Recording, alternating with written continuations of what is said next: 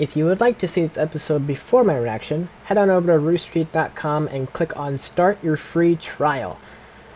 You can become a first member, and you can get all the benefits of becoming a first member, or you can scroll to the bottom and click on Free Membership.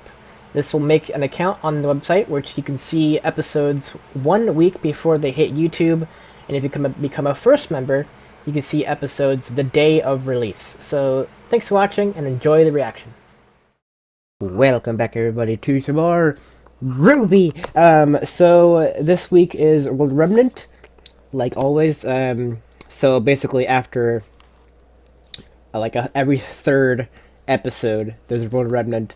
This season, however, has been different because many of you know we had 4 World Remnants before the third volume came out, and then number 5 came out after episode 3. World Remnant 6 came out like 2 episodes later, 1 episode later, I don't know, around Christmas time, and actually no, that was around Thanksgiving is when we had like an extra World Remnant. Anyways, every 3 episodes we have a World Remnant, so sadly no chapter 10 this week, but next week for sure, hopefully we get it, and hopefully Crow's fine and everything's lollygolly and everything, and Salem's dead and all that good stuff. I don't know, but anyways, this one is very intriguing to me. Not only is it 7 minutes long, but which is like the longest World Remnant I think we've ever had, except the Maidens, potentially. I think the Maiden story was roughly that, or maybe a little bit more. I'm not sure. Off the top of my head, anyways. But yeah, so I'm very intrigued. The thumbnail for this was very cool looking, and I cannot wait to get started. So without further ado, let's jump into it, shall we? Here we go. The Great War. The Great War. What a terrible name for such a horrible time in history. Though the war itself lasted around 10 years, the century leading up to it was filled with so much tension, you might as well lump them together. And most of that tension was coming from Mistral. Alright. Territories rich with they were resources the instigator? and safe from Grimm have always been in high demand. But the Emperor of Mistral had managed to conquer nearly all that Anima had to offer, thanks in part to an unlikely friend, Mantle. The two kingdoms had formed an alliance. The people. Mistral provided the small kingdom with goods unavailable in the frozen tundra. In return, Mantle introduced technological innovation as well as guidance in the settlement of Anima's cold, northern territory. It was good, until it wasn't. An incident in Mantle led to a strange and unexpected decree: the abolishment of the arts and repression of self-expression. Yep. The people of Mantle had come to believe that they would be much safer from the Grimm if they could simply keep the emotions of the masses in check. Given Mistral's strong, artistic culture, many assumed this would be the end of their alliance. But they were wrong. Mistral complied, selectively, enforcing Mantle's wishes only in the outer territories, allowing the centralized powers to continue to live as they pleased. If you haven't caught on yet, Mistral's full of jerks. The people of Vale had a problem with this. Well, they had a problem with a lot of things Mistral and Mantle had been up to. Treatment of their citizens, use of slave labor, and their constant insistence that their way of life was what was best for everyone. Eventually, Mistral made the jump across the sea to the eastern coast of Samus. The small islands and peninsulas in the area were perfect to establish a settlement. They were so perfect, in fact, that Vale had just begun settling the area themselves. I think we can all guess what happened next. Yep. The King of Vale did everything he could to avoid armed conflict. Despite cries from his people, he insisted on sharing the land with the settlers from Mistral. But to this day, no one knows who shot first. But what began as a riot between the two bands of settlers had suddenly become the first battle of the Great War. Interesting. Okay. Mantle quickly came to Mistral's side. With Battles guns. were fought on both Sanus and Anima soil. Villages were lost to both combat and Grimm. And it wasn't long before Vacuo decided to join the party. Up to this point, Vacuo had done its best to stay out of the fight. Mantle and Mistral, having both already established a small presence in Vacuo territory years before, promised to leave them provided they didn't interfere. Soon, those talks evolved. It went from don't side with them to side with us and you'll be safe. Vacuo did not much care for that. They came to the That person really intrigues me. Fall, there'd be no one left to stop Mistral and Mantle from I would love to actually see her next. So they did what they considered to be the logical thing. They drove Mantle and Mistral out of Vacuo and told Vale they had their backs. Nice. I love their style. So the war raged on. Grim attacks increased worldwide. On the battlefield, this meant a temporary ceasefire in order to deal with the hordes of monsters before returning to the fight at hand. Those left miserable back at home, however, were often helpless with their best warriors away fighting the good fight. Makes sense. A lot of settlements were lost during these years, and most were never reclaimed. Rations on food and dust were put into effect. Development of technology accelerated. Humans and faunas who fought alongside one another became closer. And every day, mankind grew more and more efficient at destroying itself. But it all ended in the Vacuo campaign. Ah, okay. Mistral and Mantle knew that if they could take the dust mines of Vacuo, they would effectively cut off the supply of dust to their enemy. It was to be a final devastating blow to Vale and Vacuo. They were only half right. The King of Vale personally led his army into battle alongside the soldiers of Vacuo and decimated the enemy forces. Damn. Crown atop his head and armed only with a sword and his scepter, he laid waste to countless men. Nice. As the sand was soaked red with blood, the Grimm came in droves. It was the single deadliest battle of the war. Damn. And legends of the greatness and terror of the warrior king were born that day.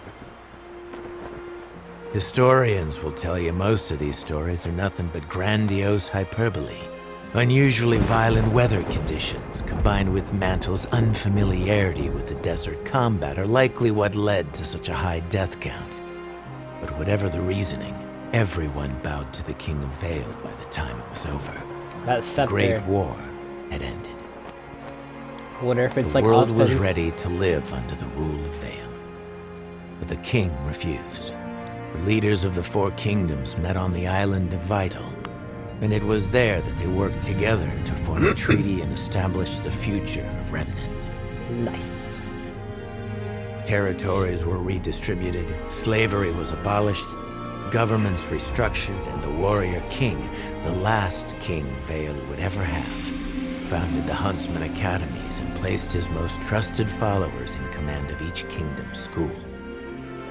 He would teach the world to fight so long as we promised to fight for ourselves. So Vale started and it. never against ourselves. Nice. Seems like we haven't kept our end of the bargain. I love all those like end little bits. Cool. That was very, very cool. I loved how long it was. It was really, really cool. But yeah, it's like seeing how Vacuo already had presence from Atlas and Mistral, and then like later on, after they went up and everything. That's a very cool thing they did. I wonder if because if Vale was such like a big influence on Vacuo, maybe like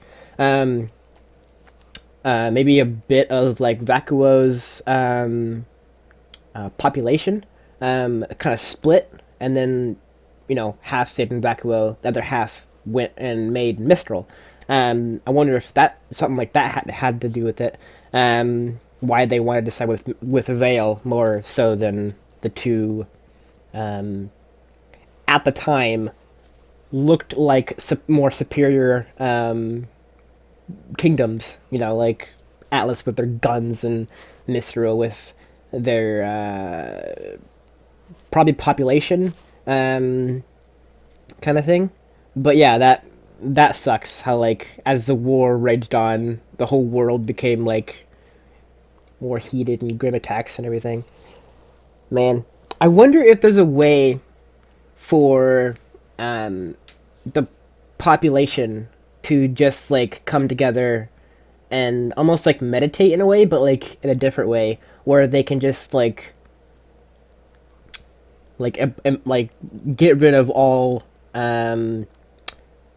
fear and like hatred and all that stuff. Just like come together, like meditate for like a minute or two, and I wonder if that would drive away the grim. I know the hatred and the feelings, that's what draws them in, and the grim just want to destroy anything humanity has ever made. So meditating wouldn't like stop them, but I wonder if that's the way to hide. Like if you had an incident where a lot of stuff went down like this, could a couple minutes of like everyone just sitting there and meditating, like, you know, just like washing away like all of the feelings they had during the incident, I wonder if that would almost put like a veil, you know, like over the incident, and like the grim wouldn't be attracted anymore. I wonder if that's something like that's happening.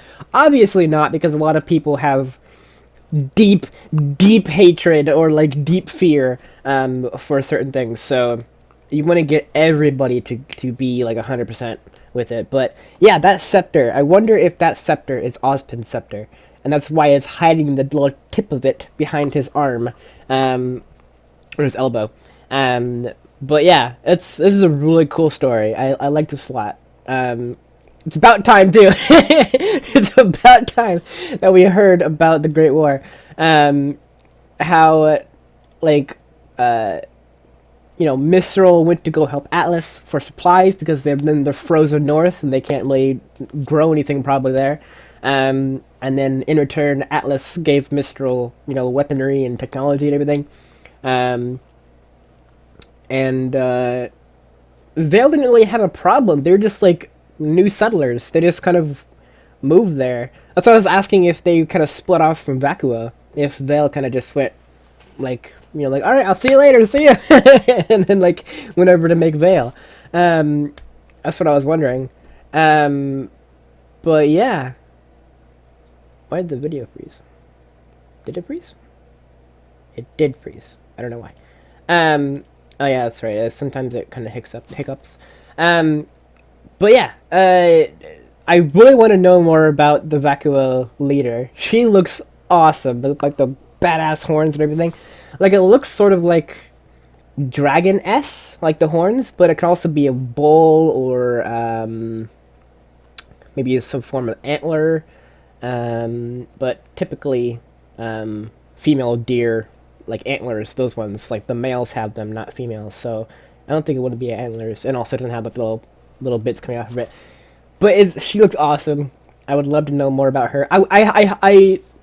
What I hope is some point in the show we get to see like a little image of like all four leaders, even the king included, and Atlas and Mistral and Vale, all kind of like in like a group photo in a way, or like a painting. And they're just like all kind of proud, like doing the writing of the treaty. Like the oh my god, why did I forget the name of the treaty? I'm so bad. I'm sorry. But yeah, that treaty, like all of them coming together to make that treaty. There's bound to be some kind of imagery or like paintings of that situation, and hopefully Atlas went along with it, because Atlas was the one that started the whole thing about like abolish all color and art and all that stuff. to help against the Grim, like, really that will cause more like distress and fear and panic and, well, not panic, but like, yeah, hatred, but deep down hatred kind of thing. But yeah, it was a very, very cool episode. I really liked it a lot. Imagery was awesome. Obviously, Crow in this thing seems fine, but you have to remember this was probably back when he started the World of Remnants, before Volume 4 took off. So, like, it seems like Crow's sitting down teaching somebody, at least maybe somebody, or something like that. That and like in like the lore of the show, like it seems like he's just kind of sitting down teaching somebody. So, and every episode he always says like, oh, okay, what's next, kind of thing. So it seems like all the World of Remnants are like in sequence.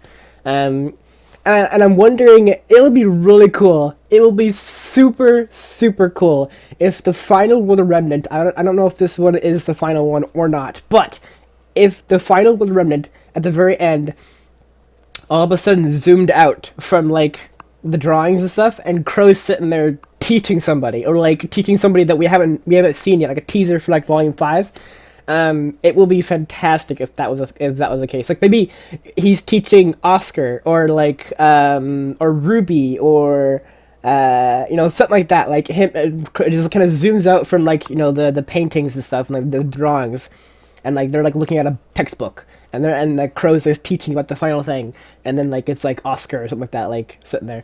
But Oscar would already know about everything about anything anyways. But yeah, it would be really cool. So yeah. Thank you guys so much for watching. Let me know down below what you guys thought about this. What did you guys enjoy about it?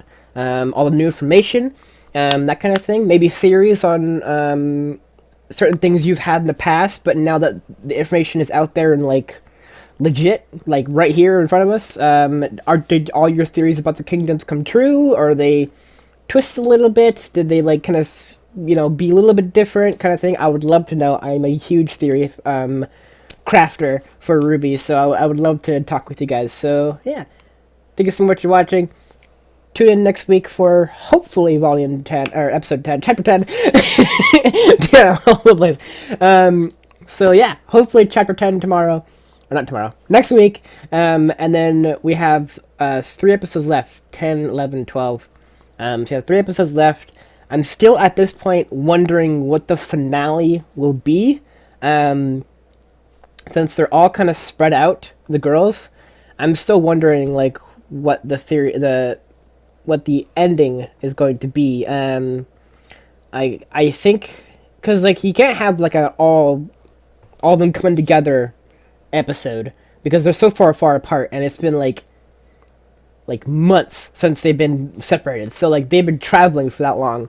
So obviously it wouldn't take like 2 episodes to all come together for the finale. So definitely they're all gonna have their own finale in a way.